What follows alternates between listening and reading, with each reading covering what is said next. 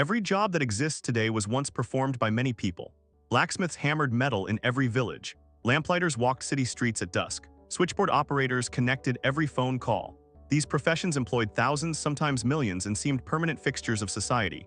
Then technology changed, industries evolved, and demand disappeared. Most of these jobs vanished completely, but occasionally one person remains. These are the last practitioners of dying arts, individuals who possess skills nobody else bothered to learn, who maintain traditions nobody else cared to preserve, who perform jobs the modern world forgot existed. Some continue because the work still needs doing somewhere. Others persist from pure dedication to crafts their ancestors practiced for centuries. A few are simply the last ones standing after everyone else retired or passed away. Their stories raise profound questions about preservation, progress, and what we lose when specialized knowledge disappears. When these individuals retire or die, their expertise goes with them. No training program exists. No apprentice waits in the wings. The accumulated wisdom of generations ends with a single person. This is 31 jobs only one person in the world still does, professions balanced on the edge of extinction, kept alive by dedicated individuals who may be the last of their kind. Number 1. The last Ravenmaster of the Tower of London. The Ravenmaster of the Tower of London is a unique position held by one person responsible for caring for the ravens that live on the tower grounds. According to legend, if the ravens ever leave the tower, the kingdom will fall. The current Ravenmaster maintains this centuries-old tradition, feeding and caring for approximately 8 ravens daily while ensuring they remain healthy and present on the grounds. The Ravenmaster lives on site at the tower and develops personal relationships with each raven, knowing their individual personalities and preferences. The position requires understanding raven behavior, providing veterinary care, and managing these intelligent birds who can live for decades. While technically a yeoman warder position, the specialized raven care duties fall to only one designated master at any time. This isn't merely ceremonial. The Ravenmaster works daily, preparing food, cleaning enclosures, and monitoring the bird's health. The raven's wings are trimmed to prevent them from flying away, and the Ravenmaster must handle these large, powerful birds safely. When the current Ravenmaster eventually retires, finding someone with the dedication and skill to replace them presents a genuine challenge for continuing this uniquely British tradition. Number 2. The last professional wreath layer at the tomb of the unknown soldier. At certain memorial sites around the world, specific individuals hold the sole responsibility for laying wreaths during official ceremonies. These professionals have mastered precise ceremonial movements, proper wreath placement, and the solemn protocols required for honoring fallen soldiers. While many people lay wreaths casually, the formal professional position with its exacting standards may rest with only one designated individual. The job requires perfect physical form, knowledge of military protocol, and the emotional composure to perform during intensely meaningful ceremonies. Every step, every gesture, every placement must meet exacting standards developed over decades. The professional wreath layer practices constantly to maintain the precision expected during state occasions and memorial events. When this person retires, finding a replacement who can match their precision and dedication becomes increasingly difficult as fewer people pursue such specialized ceremonial roles. The position represents a connection to honoring military sacrifice that requires more than simply placing flowers. It demands perfection in every movement. Number 3. The last full-time town crier. While many towns have volunteer or part-time criers for special events, the position of full-time professional town crier has nearly vanished. One individual may hold the distinction of being the last person employed full-time solely to make public announcements in the traditional manner, wearing period costume and using the ceremonial bell and scroll. The town crier tradition dates back centuries when literacy was limited and public announcements required someone with a powerful voice to share news in public squares. Modern town criers must master projection techniques, memorize lengthy proclamations, and maintain the theatrical presence expected of the role. They announce everything from royal proclamations to local events. This last full-time crier represents a living connection to pre-media communication methods. Their voice carries official announcements just as criers did for centuries, though now the audience often holds smartphones recording the performance. When this position ends, an unbroken tradition of vocal public announcement that predates newspapers will finally fall silent. Number 4. The last traditional Stradivarius restorer. Restoring Stradivarius violins requires knowledge so specialized that only a handful of people worldwide possess the necessary skills. And for certain techniques, only one person may remain. These instruments, crafted in the 17th and 18th centuries, require restoration methods that match their original construction, techniques largely lost when modern manufacturing methods replaced traditional craftsmanship. The restorer must understand historical varnishes, wood aging, and construction methods that haven't been commonly used for centuries. Each Stradivarius is worth millions of dollars, meaning any mistake is catastrophic. The restorer works with museums, collectors, and musicians who trust their priceless instruments to only this one person's hands. Years of apprenticeship and decades of experience created this expertise, but finding someone willing to dedicate their life to such narrow specialization grows increasingly difficult. When this restorer retires, instruments that have survived for 3 centuries may lack anyone qualified to maintain them, potentially silencing some of the world's finest violins. Number 5. The last Morse code operator for maritime distress. While Morse code is no longer the primary maritime communication method, one person may remain officially employed to monitor and respond to Morse code distress signals from older vessels still equipped with the technology. This operator maintains skills that were once essential for every ship's radio officer, but have become obsolete with satellite communication. The operator listens for the distinctive dots and dashes of SOS signals, maintaining vigilance for vessels that might still rely on this century-old technology during emergencies. Their listening station operates continuously, just in case an older ship without modern equipment encounters distress. The work requires perfect comprehension of Morse code at high speeds. This position exists as a safety net during the transition period as the last Morse-equipped vessels age out of service. When the final such ship is decommissioned, this operator's job will officially end, closing a chapter in maritime communication that saved countless lives during the age of wireless telegraphy. Number 6. The last professional leech collector. While medical leeches are making a comeback in modern medicine for microsurgery and blood flow treatment, the traditional method of collecting them from wild sources has nearly vanished. One person may remain who professionally wades into ponds and marshes, allowing leeches to attach to their legs, then carefully removing and selling them to medical facilities. The collector knows which bodies of water contain medicinal leeches, understands their seasonal patterns, and has developed techniques for harvesting without harming the creatures or depleting populations. This knowledge was once widespread among rural people who supplemented their income through leech gathering during the height of leech therapy in the 19th century.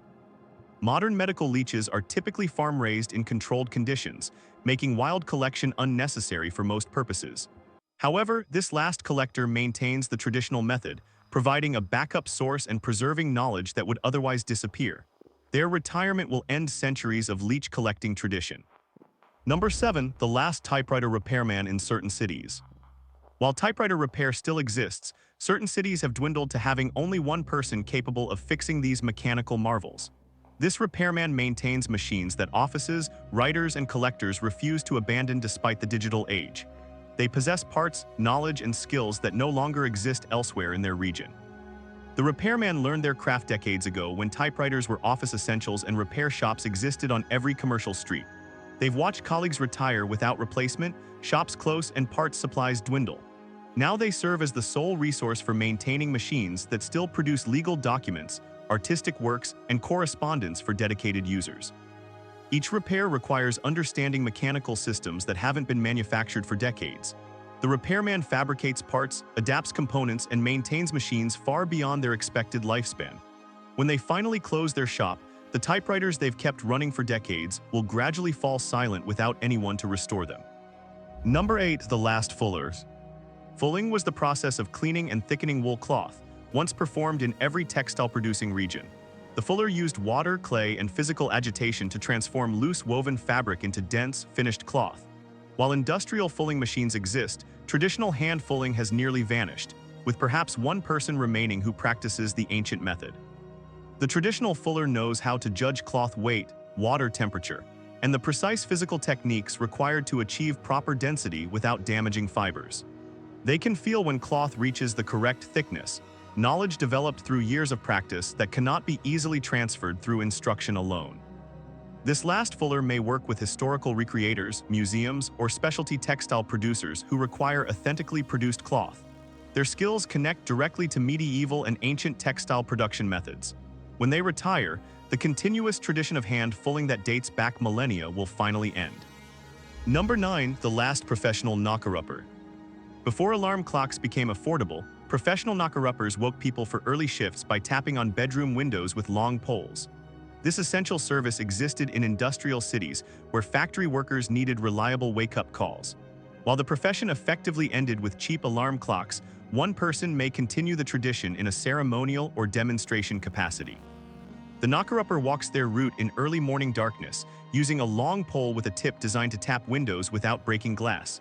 They know exactly which window belongs to each client and the precise time each person must wake. The job required absolute reliability. Workers could lose jobs for tardiness, so the knocker-upper could never oversleep themselves.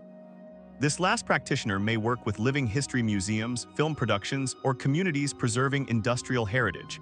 They maintain knowledge of routes, techniques, and the precise skills required for this peculiar profession. When they stop walking their morning rounds, an occupation that once employed thousands will exist only in historical memory. Number 10. The last sagger maker's bottom knocker. This wonderfully named job existed in the pottery industry, where workers made saggers, protective clay containers used during ceramic firing.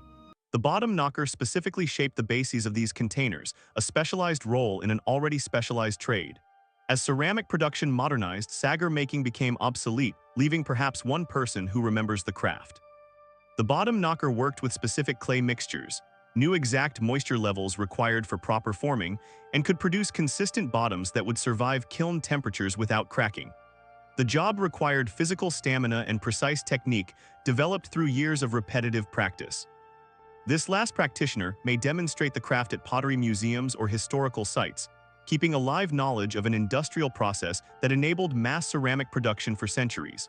Their expertise connects modern observers to the countless workers who once labored in pottery factories, performing tasks that have no equivalent in modern production. Number 11. The last court jester.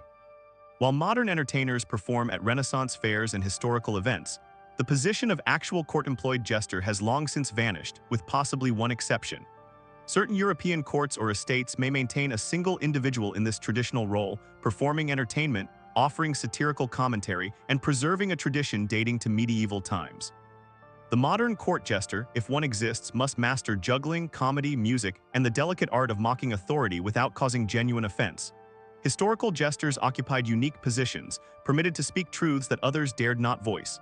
Today's last jester may perform this function at ceremonial occasions, offering humor rooted in centuries of tradition. When this position ends, the direct line of court jesters stretching back to ancient times will be severed. The specialized combination of entertainment skills, historical knowledge, and court protocol that defines the role will no longer be practiced by anyone officially holding the title. Number 12. The last Gandhi dancer.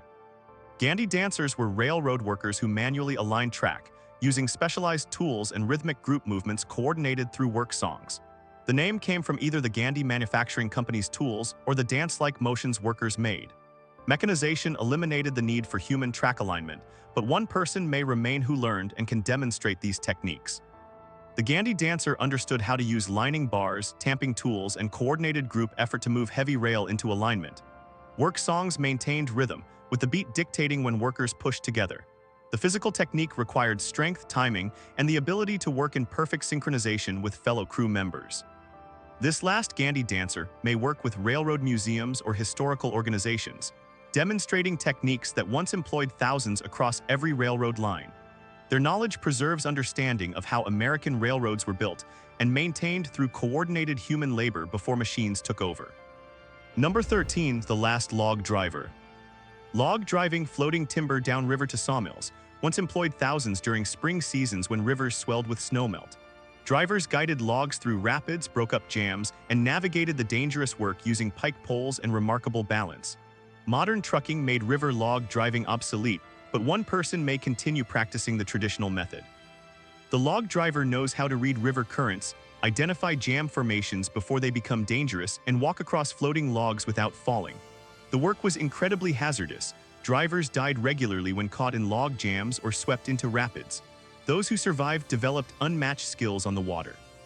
This last driver may work with historical societies or logging museums, demonstrating techniques that built the timber industry across North America. Their ability to navigate floating logs represents knowledge earned through dangerous experience that modern safety standards would never permit newcomers to develop. Number 14. The last pinsetter. Before mechanical pinsetters automated bowling alleys, human pinsetters manually reset pins after each throw. This physically demanding job employed thousands of young people who waited at the ends of lanes, ducking thrown balls, rapidly setting pins, and returning balls to bowlers. Mechanical pin setters ended this occupation, but one person may remain who can demonstrate the original method. The pin setter needed quick reflexes, precise pin placement, and the stamina to work multiple lanes simultaneously during busy periods. They positioned pins in exact formations and learned to anticipate when balls would arrive, avoiding injury while maintaining pace. The work was loud, sometimes dangerous, and required constant attention. This last pin setter may work with vintage bowling establishments or museums preserving recreation history. Their demonstration connects modern bowlers with the human labor that once made their sport possible, revealing the hidden work behind a seemingly simple game. Number 15, the last Iceman. Before refrigeration, icemen delivered block ice to homes and businesses daily, carrying heavy frozen blocks with specialized tongs and depositing them in ice boxes. This essential service kept food preserved during summer months. While ice delivery still exists in some forms, the traditional Iceman with horse-drawn cart and daily residential route has nearly vanished.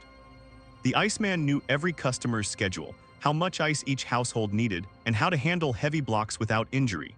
They started before dawn at ice houses, loaded their wagons carefully to minimize melting, and worked through neighborhoods until every customer was served. The work required enormous physical strength and perfect reliability. One person may continue this tradition in ceremonial form or for specialty customers who prefer traditional ice service. When they retire, the occupation that once kept food safe for millions will exist only in nostalgic memory and historical photographs. Number 16, the last castrato voice teacher. Castrati, male singers castrated before puberty to preserve high voices, no longer exist, but their unique vocal techniques were documented by those who taught them. One person may remain who learned these specific techniques from teachers connected to the last castrati and can instruct modern countertenors in methods developed for those unusual voices. This teacher possesses knowledge of breath control, ornamentation, and expression developed specifically for voices that no longer exist. They work with countertenors and researchers, attempting to understand how castrato arias were originally performed. The techniques differ from both female soprano and modern male falsetto approaches. When this last teacher dies, the direct transmission of castrato technique, passed from teacher to student across centuries, will end. While written records exist, the embodied knowledge of how those voices actually functioned will be lost forever, along with full understanding of an entire vocal tradition. Number 17, the last Tosher. Toshers worked London's sewers during the Victorian era, scavenging valuable items that washed through the underground system. They waded through sewage searching for coins, jewelry, and metal that accumulated in the brick tunnels beneath the city. While the original Toshers disappeared with modern sanitation, one person may continue exploring historical sewers, maintaining knowledge of the underground geography.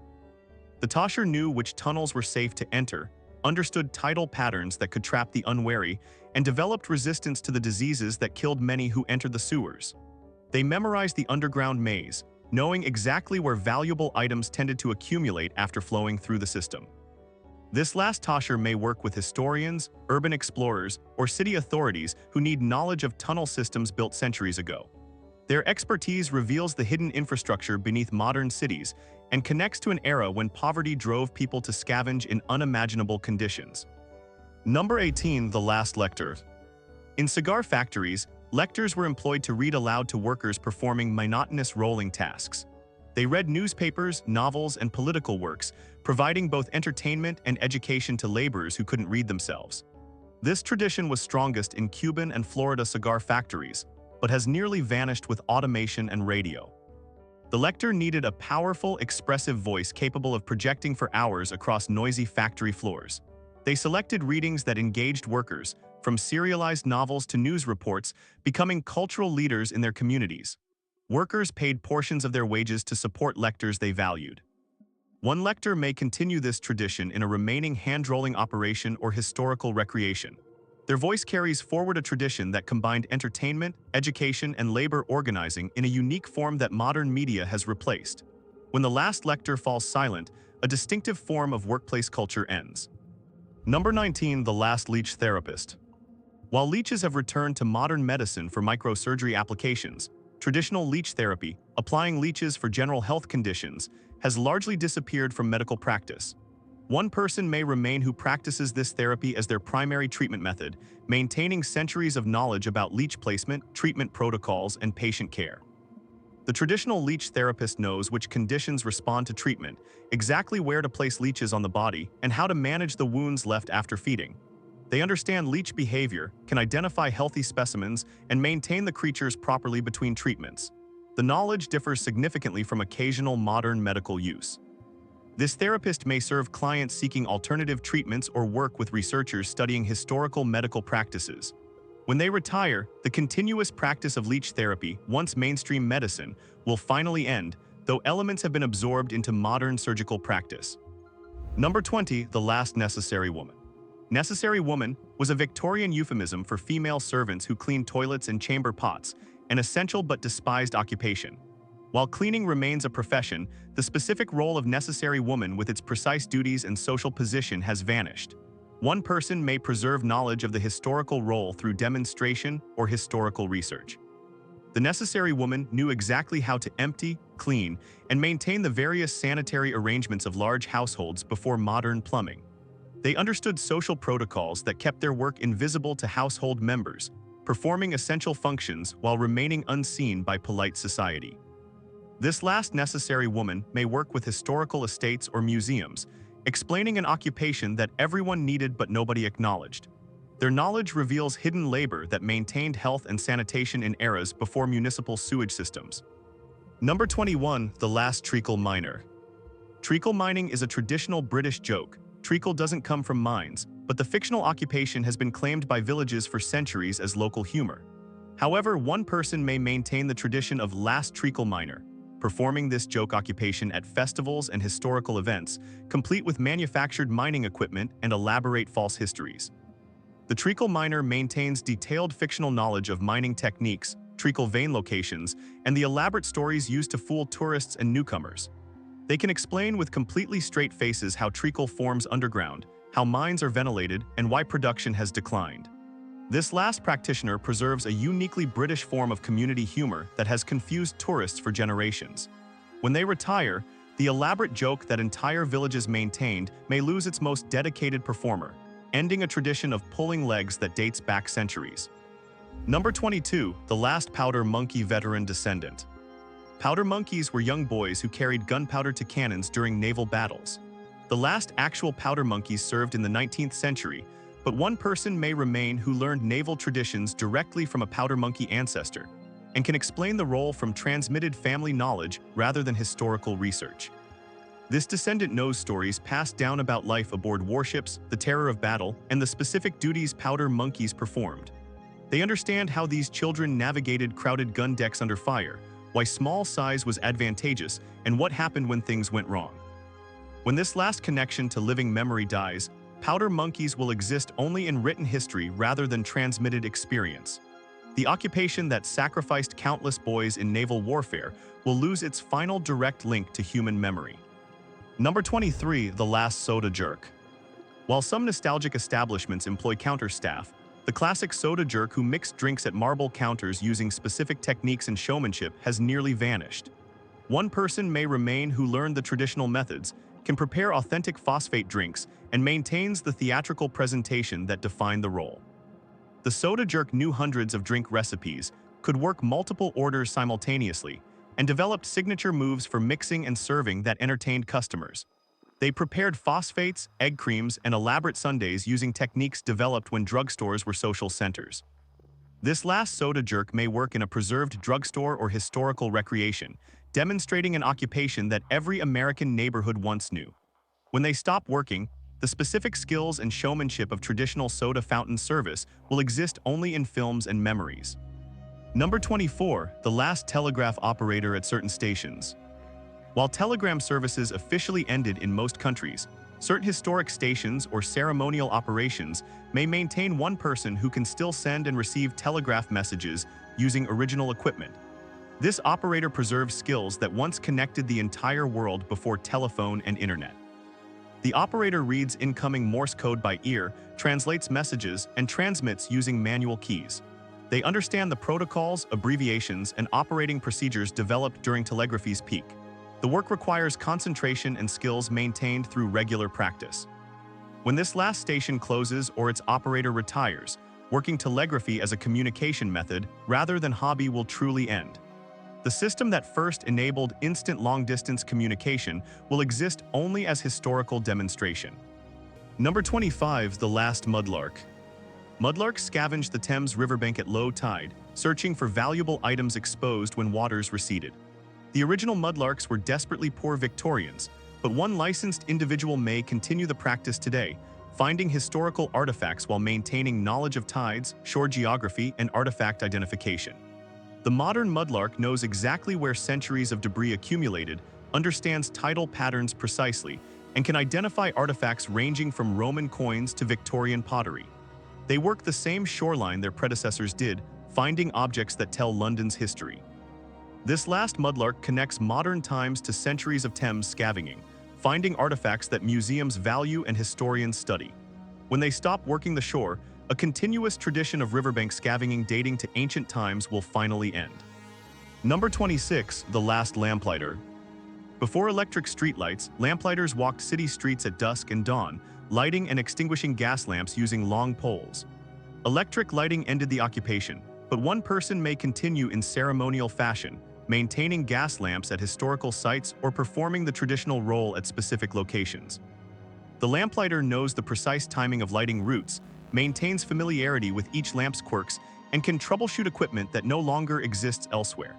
They preserve knowledge of gas lamp operation, adjustment, and repair developed when every city employed dozens of lamplighters. This last lamplighter may work at historical districts, estates, or museums where gas lighting is preserved for ambience or authenticity. When they retire, the occupation immortalized in literature and song will exist only in performance rather than actual function. Number 27, the last switchboard operator. Automated switching eliminated most operator positions decades ago, but one person may remain working a manual switchboard at a location too small or specialized to justify automation. They connect calls by inserting plugs, a method unchanged since telephony began, serving a community that still relies on this personal service. The operator knows every extension, recognizes callers by voice, and provides service impossible through automated systems. They can locate people, take messages, and manage communications for their small community in ways computers cannot replicate. When this last switchboard closes, the occupation that once employed thousands of women as the voices of the telephone system will completely end.